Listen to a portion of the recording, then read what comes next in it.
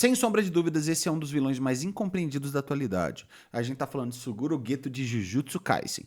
E o meu mano Dante, o Daniel, ele vai fazer um vídeo falando do Suguru Geto e o preço do ideal. Pra quem não conhece o canal dele, é Inferno de Dante, o maluco é brabo, já vou deixar aquele like maroto. O vídeo vai estar na descrição e sem mais enrolação, vamos dar um play. Bora! Se tem uma coisa que eu gosto quando o assunto é desenvolvimento de personagem, é um momento em que determinado personagem tem seu mundo completamente revirado. O que ele acredita, as suas convicções, aquilo que ele sempre encarou como verdade, cai por terra na sua frente, de maneira que ele simplesmente não pode desviar o olhar. E pra mim, essa sempre vai ser uma perspectiva interessante, porque ela inevitavelmente causa identificação, que Cara, é muito interessante que ele.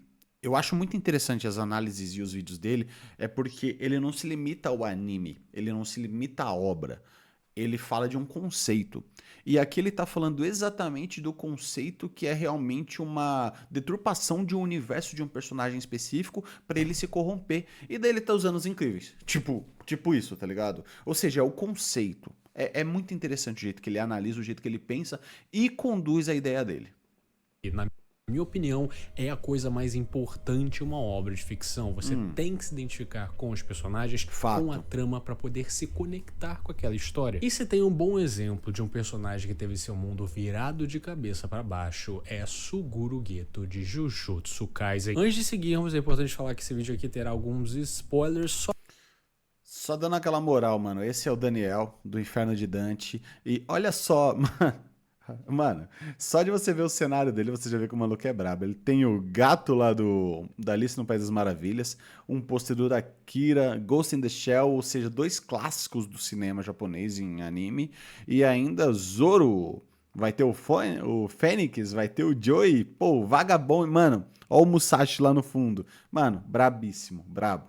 só do anime. Eu não vou aqui me alongar no mangá, então tá tudo bem, mas se você Fora a plaquinha do YouTube, né, mano? Plaquinha de 100k.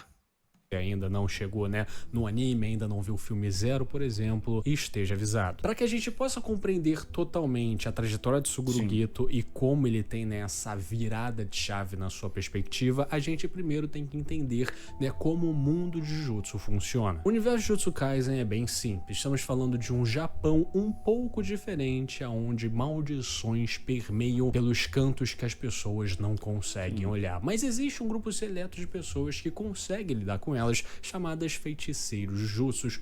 É tipo isso, família. O mundo de Jujutsu Kaisen pode ser o meu mundo e o seu, só que a gente simplesmente não consegue ver as maldições e nem manipular a energia amaldiçoada. Então, tipo, é praticamente como se fosse o mundo real, tirando o fato de que lá no Japão o bicho pega por causa das maldições.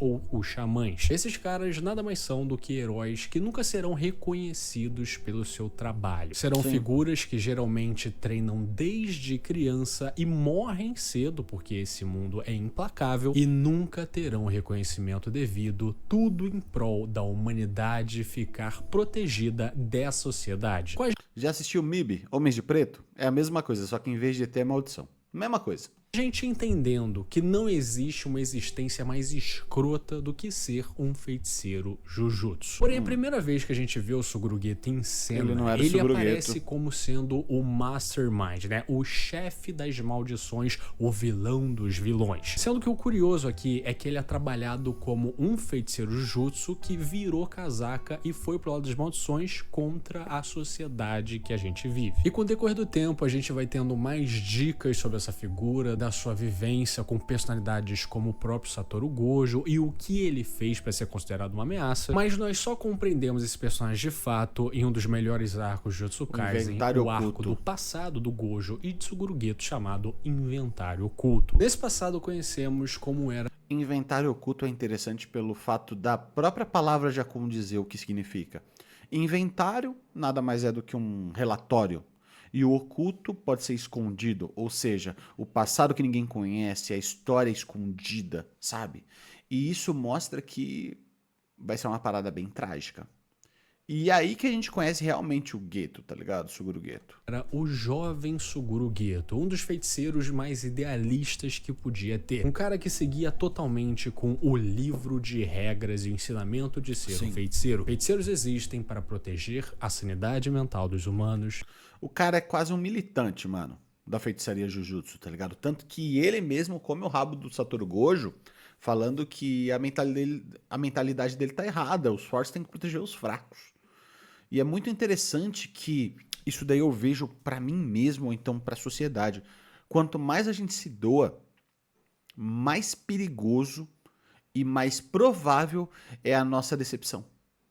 E é exatamente o Suguru Geto. Ele é o cara que mais se doava até ele se decepcionar.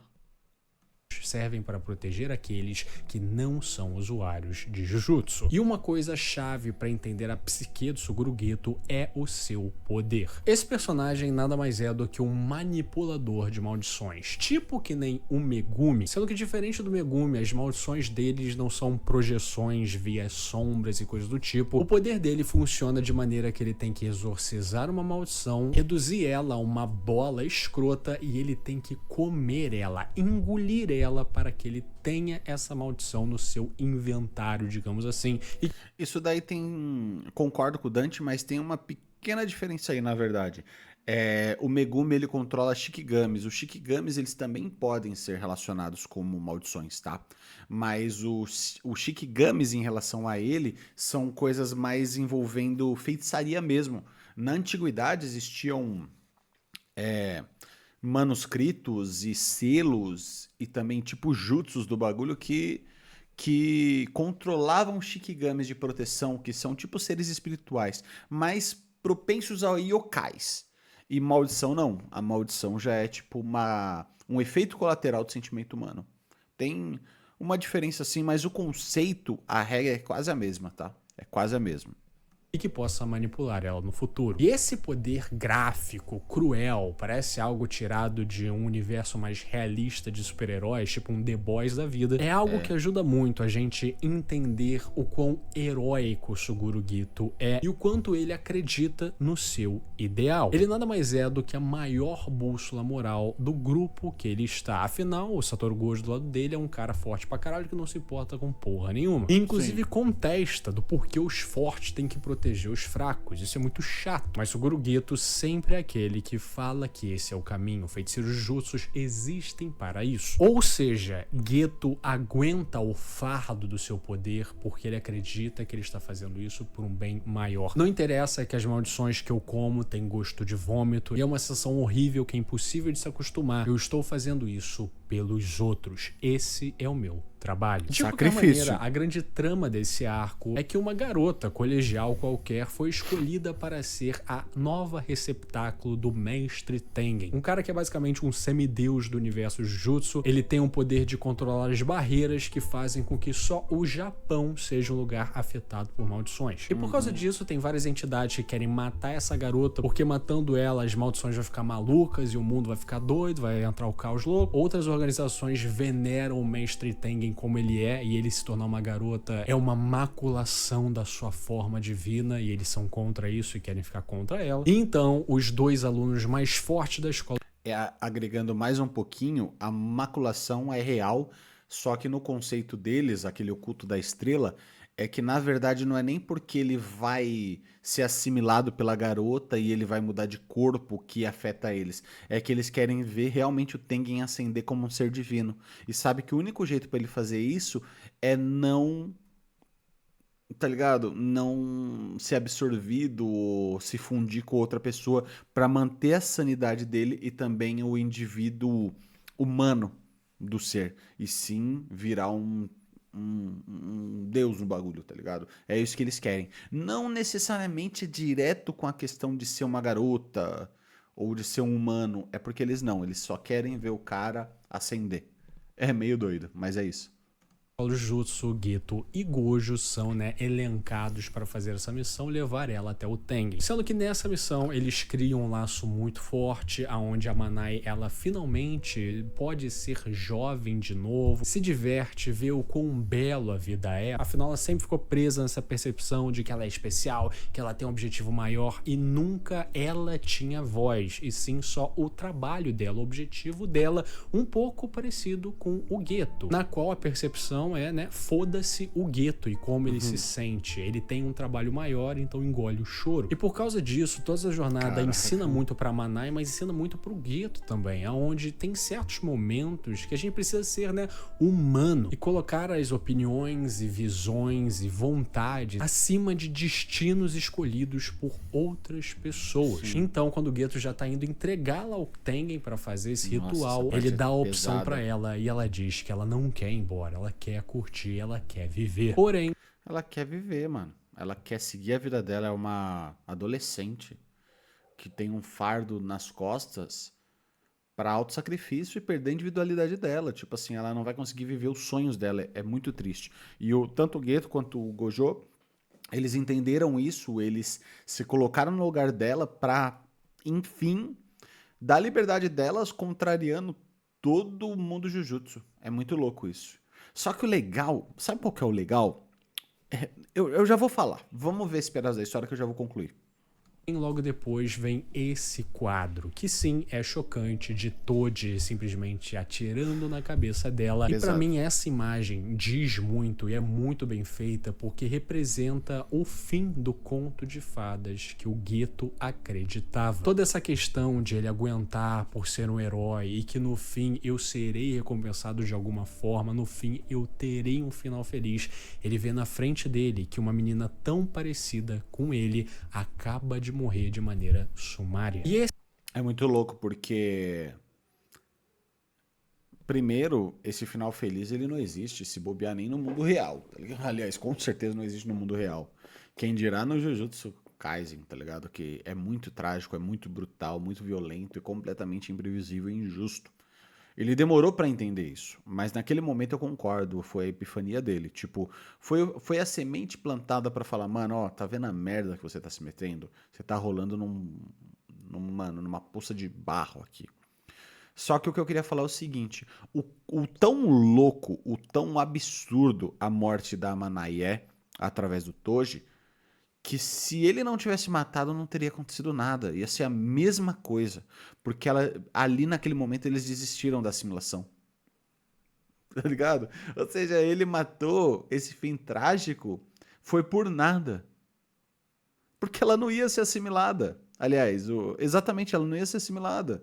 Tipo, ia continuar do mesmo jeito. O Tengen ia ascender a forma divina dele com o tempo.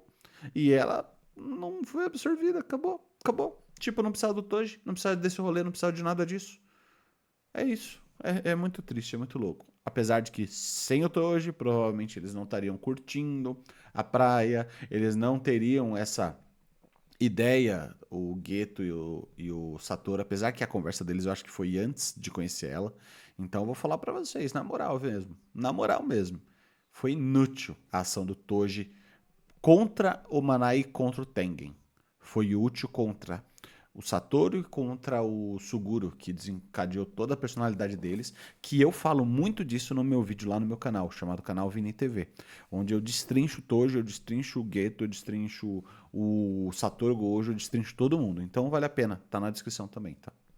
Esse é o primeiro grande momento de turbulência na mente do Geto, que vai piorar bastante daqui a pouco. Porque depois disso, Toji derrota o Geto, entrega a Manai para aquela organização religiosa, Gojo retorna dos mortos, mata o Toji, e no fim de tudo, o Geto vai até aquela sede dessa organização religiosa e vê Gojo carregando o cadáver de Amanai, enquanto esses seguidores religiosos aplaudem, uma cena extremamente perturbadora. E o recém-despertado Satoru Gojo pergunta pro Geto, você quer matar todos eles? Afinal, eles são os culpados da morte dessa menina, querendo ou não. Mas Geto fala, deixa pra lá. não há sentido. Me parece que aqui só há seguidores com fé. Aqueles envolvidos com o mundo Jujutsu já se foram. Diferentemente do que aconteceu com o dinheiro da recompensa, eles não podem mais se livrar da situação. É um grupo que sempre causou problemas. Eles vão se desmembrar logo. O sentido é... Será que precisamos Se desmembrar logo, né?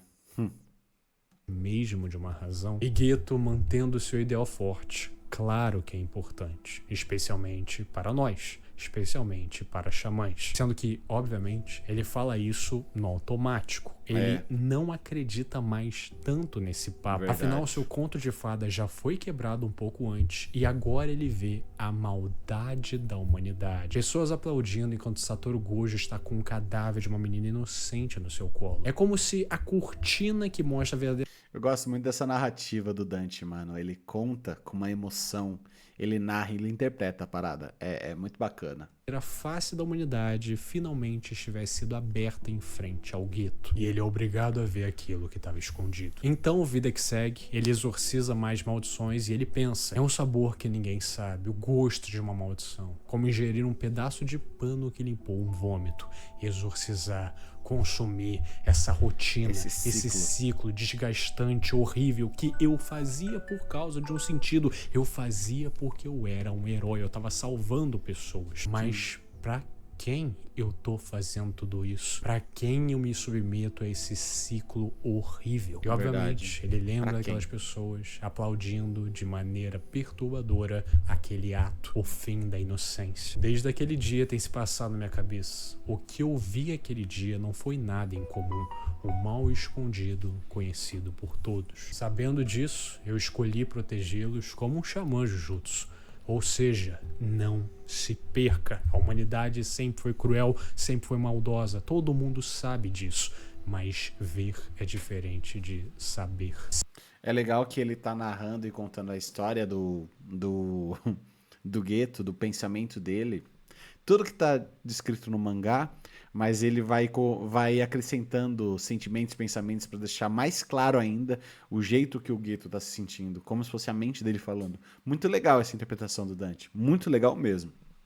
Siga com o seu dever, mas lembrando daquela imagem, ele chama os humanos, aqueles desprovidos de energia amaldiçoada que não sabem o que é viver nesse mundo, de macacos malditos. E é como aquele ditado, né? Nada está ruim o suficiente que não possa ficar pior. Ele tem uma conversa com uma feiticeira de grau especial, a Yuki Tsukumo, que é uma referência nesse mundo de maldições, e ela, conversando com ele, fala: bom, sendo franca, se toda a humanidade se tornar xamã, nenhuma maldição nascerá. Com esse papo surgindo, com eles debatendo como que eles vão, né, lidar com as maldições e blá blá blá. Geto então fala: então temos que matar todos os não xamãs, certo? Yuki confirma, mas fala que não tem essa coragem. Por acaso você odeia os não xamãs? E ele fala: eu não sei. E é óbvio que ele não sabe. Olha o quanto que esse cara se sacrificou todos os dias, todo dia correndo risco de vida, vendo amigos morrer à torta e à direita, tendo um poder que parece mais uma penitência, uma punição por algo que ele nunca fez. Tudo ele fazia por eles e olha como eles me retribuem. E para piorar as coisas, um de seus melhores amigos, Yūhaibara, é morto em uma missão, morto por causa de uma maldição. Mais um que morre em prol da humanidade. Mais um feiticeiro que morre ao invés deles pagarem alguma coisa. Todos esses eventos ajudam ainda mais a turbulência e quebra da psique de Geto a acontecer, com ele finalmente aparecendo em uma casa, em uma vila pequena, onde um casal teria espancado e prendido duas garotas que aparentemente eram consideradas maldições que tinham matado várias pessoas, e ele não aguentando o quanto os humanos podem ser cruéis com aqueles que manipulam maldições, com aqueles que estão nesse mundo, mesmo eles fazendo tudo para proteger eles, ele proporciona um pouco de retribuição, invocando suas maldições e matando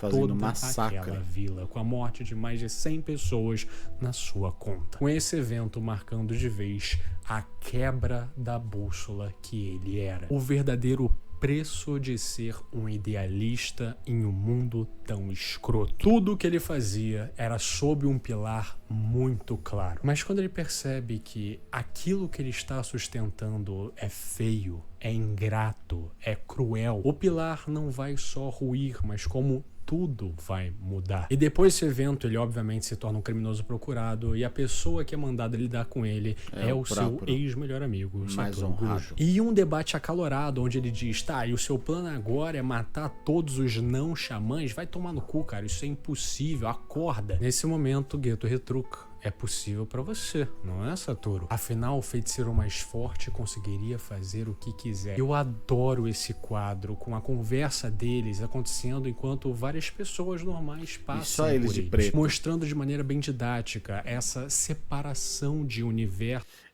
A separação de universo e o contraste é muito inteligente, na moral. É muito bonito esse rolê, muito bonito. E a própria separação do Geto para com eles, com ele aparecendo, né, com roupas pretas, enquanto todos estão com roupas claras. Você é o mais Muito forte bom. porque é Satoru Gojo, ou é o você é Satoru Gojo porque é ser o mais forte. O que lhe define e o que te impede? Se eu pudesse me tornar você, até mesmo essa ideia estúpida seria plausível, não Ou é? seja, eliminar todos os humanos seria possível nas mãos de Satoru Gojo. É bizarro. O jeito que ele pensa, o jeito que ele quer agir. É bizarro. Então, vendo o Geto ir embora, ele se prepara para matar esse homem que precisa ser parado. Me mate se quiser, afinal, haverá um significado nisso. E vendo ele se mesclar com os humanos, se mesclar com os macacos na visão de Geto, ele se recolhe, ele não tem coragem. Sendo muito importante essa percepção. Geto, por mais que seu mundo tenha quebrado e tudo que ele viveu até agora, pra ele foi uma mentira, pra ele foi em vão, ele ainda precisa se agarrar à ordem, por menor que seja, ele ainda precisa fazer algo que ele acredite ter um significado. Sim. E esse é um preço ainda... O Geto, ele é um idealista. E idealistas, eles se movimentam por paixões. Se movimentam por princípios. Só que o princípio dele foi quebrado, foi corrompido, mas ele ainda é um idealista. Então, ele vai mudar de lado por acreditar que, na verdade, o verdadeiro lado dele são os feiticeiros Jujutsu. E faz sentido. O que não faz sentido e o que é triste é a brutalidade que ele decide pra dar vida a esse sonho dele. É muito triste, muito brutal. Mais perturbador a se pagar, porque ele não consegue totalmente se desvirtuar da ideia de ter um ideal. Agora ele precisa subverter o ideal dele para conseguir andar. Eu acho esse toque genial. Depois de se despedir da sociedade formal Jujutsu e virar um criminoso nesse mundo, agora ele tem uma nova vida que também vem com uma nova personalidade. Uma personalidade mais apropriada para ele conseguir viver nesse mundo sem enlouquecer. E a maneira que ele faz isso agora é tentar rejeitar sentimentos humanos. Ele tenta ser frio, ele tenta tratar os outros como algo descartável. Ele não só tenta, como ele faz isso, né? Principalmente com os humanos. Mas eu acho interessante, eu pensei muitas vezes, falei, pô, é um exagero essa transformação dele ser tão rápida. Mas, mano, ele massacrou uma vila inteira através de um ódio encapsulado dentro do peito dele. Então, quando a gente começa a analisar isso, faz todo sentido. Ele já era assim antes. Ele já só estava se segurando. Ele tinha nojo. Ele tinha preconceito. Ele era... Sei lá, velho. É muito pesado. É muito triste. Porque ele é um personagem brilhante, mano. Brilhante, brilhante. Eu queria muito ver mais dele. Como feiticeiro Jujutsu. Mas, claro, toda obra precisa de um vilão de peso, né? E quem colocariam nele se não fosse ele? Ou... Ele é tão bom que, mano, Kenjaku, ele usou o corpo do Geto. Pô, o cara é muito bom esse personagem. Ele quer se desgarrar daquilo que ele considera podre e também digno na humanidade. Ele quer se tornar outra coisa. E é aí que chegamos no evento que é contado lá no filme Zero Jujutsu Kaisen, com Luta e companhia. O legal é que ele tá fazendo cronológico a parada, tá ligado? Detalhe, esse começo do Geto, pra quem não sabe... Só se passa na segunda temporada, o primeiro arco da segunda temporada, e esse Jujutsu Kaisen Zero, ele é tipo um prequel de Jujutsu Kaisen, feito como um mangá one shot, né? Mais ou menos isso. Só que não é um one shot porque teve alguns capítulos, mas tipo, essa é a ideia, bem curtinho mesmo, e depois ele foi adaptado em filme, justamente depois da primeira temporada. Então, tipo, foi apresentado de maneira não cronológica pra gente também, mas é muito legal. onde Okotsu Yuta, o garoto que está sendo chamado de novo Satoru Gojo, está sendo treinado pela escola de Jutsu e do nada aparece Suguru Geto proclamando guerra, no melhor estilo Uchiha Madara. E no colégio de Jutsu ele diz: vamos amaldiçoar uns aos outros, tanto quanto quisermos. Com ele sendo representado exatamente da maneira que eu disse. Alguém que quer ser totalmente desse universo. Vamos amaldiçoar os outros, não é vamos guerrear, não é vamos lutar, porque isso quem faz são os humanos. Então o grande plano do Geto é matar o Yuta, que é, né, o seu maior obstáculo para o seu fim, que é matar todos os não xamãs e blá blá blá, porque ele já vai ter que lidar com o Gojo e lidar com o Yuta ainda por cima não vai dar. Então nesse momento os... E tem um outro ponto também, não sei se o Dante vai falar isso, mas eu já vou acrescentar. Um dos motivos para ele querer matar o Yuta não é simplesmente para eliminar um adversário poderoso, mas também para roubar a Rika, que é a maldição de nível especial com um poder ilimitado. Então, o espírito rancoroso de poder ilimitado que faz toda a diferença nessa balança de poder, e com ela talvez ele pudesse ganhar do Satoru Gojo, entendeu?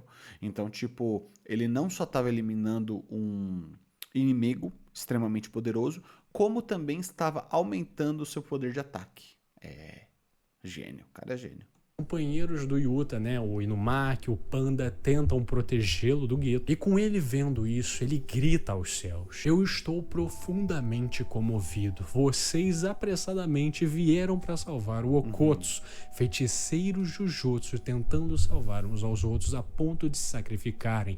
Que respeito, que honra, enquanto ele chora. O mundo que eu desejava agora existe bem na minha frente. Um mundo de feiticeiros por feiticeiros. Nenhum humano na equação para gritar por ajuda e cuspir depois. Mas eventualmente ele fica à beira da morte por causa de Yuta, e quando Gojo aparece para finalizá-lo, ele pergunta pro seu ex-melhor amigo se ele tem algumas últimas palavras. Em um mundo assim, eu não consigo rir do fundo do coração. Então Gojo olha pro seu amigo e a sua última palavra é: bom, pelo menos no fim, Satoru, me amaldiçoe um pouco, com ele dando um fim ao seu amigo. Eu gosto bastante dessa frase final do Geto porque mostra o que ele verdadeiramente queria. No fim do dia, ele não quer rejeitar a sua natureza humana. Ele não quer apagar aquilo que tem de bom em ser, né, humanizado. O que mostra que ele falhou em rejeitar esses sentimentos. Ele não conseguiu ser o vilão apático que ele queria ser para o seu grande objetivo. No fim do dia, o que existia no coração desse cara era saudade. Poder relembrar memórias de um tempo mais simples, onde a cortina suja do mundo ainda não tinha sido aberta perante meus olhos. É como se ele carregasse o fardo de ter visto o que viu e ter sido alguém que se prontificou um dia a ter protegido aquilo. Sendo o seu final, obviamente, trágico, demonstrando que agora esse é o preço de ter um ideal quebrado. Antes ele sofreu o que era ser idealista em uma sociedade que não se importa com você. E agora ele sofre por ter um ideal insano em uma sociedade que quer se manter coerente. No fim do dia, ele nunca teve espaço. E é irônico que no fim do dia o seu corpo se torne o receptáculo para o feiticeiro mais vil da história, que quer basicamente voltar com um mundo de maldições, fazer com que o mundo seja tomado por elas de novo, que era algo que ele era totalmente contra. O Geto queria matar todos os não xamãs para que o mundo fosse livre das maldições. E agora o seu corpo é maculado para alguém que tem objetivos completamente contrários e totalmente malignos. Alguém poderia até dizer que não tem sentido algum, coisa que ele sempre deu valor. A história e desenvolvimento desse personagem, eu acho que propõe bastante reflexão, apesar de ser bem triste. É, na verdade, um trabalho filosófico sobre idealismo, de ter ideais e o que isso infere. O que foi que quebrou de fato a sua psique? Foi ter um ideal otimista demais em um mundo completamente pessimista? Foi talvez... Eu acho que foi excesso de doação, excesso de expectativa. Eu acho que esse é o rolê dele. Quanto mais, como eu falei lá no começo do vídeo, quanto mais expectativa, mais doação, maior a frustração. quando ela não é Talvez retribuída. ter um ideal ingênuo que desconsiderava aquilo que ele estava protegendo e só via aquilo como um conceito. Eu estou protegendo a humanidade. A humanidade precisa ser salva, precisa ser protegida, mas ele nunca pensou de fato que ele está protegendo humanos, seres complexos, seres capazes de atos incríveis de bondade e atos incríveis de crueldade. Ou talvez o simples fato de ter um ideal nessa sociedade conturbada já teria sido seu primeiro erro para começo de conversa. De qualquer maneira, nós vemos esse trabalho incrível. A gente primeiramente vê esse vilão meio silhueta, né? Quase como uma entidade, um feiticeiro com uma cicatriz na cabeça, o caralho. E aí a gente entende seu passado de um personagem completamente cinzento. É muito legal que essa ordem, que não foi cronológica apresentada pra gente, só alimentou o mistério de quem era Suguru Geto. Para depois a gente descobrir que não era Suguru Geto, era o Kenjaku. Então você ser apresentado a Jujutsu Kaisen, para depois conhecer Jujutsu Kaisen Zero e também o Inventário Oculto, só fortaleceu essa narrativa. O mistério ficou muito interessante. Eu sou apaixonado pelo jeito que essa história foi contada.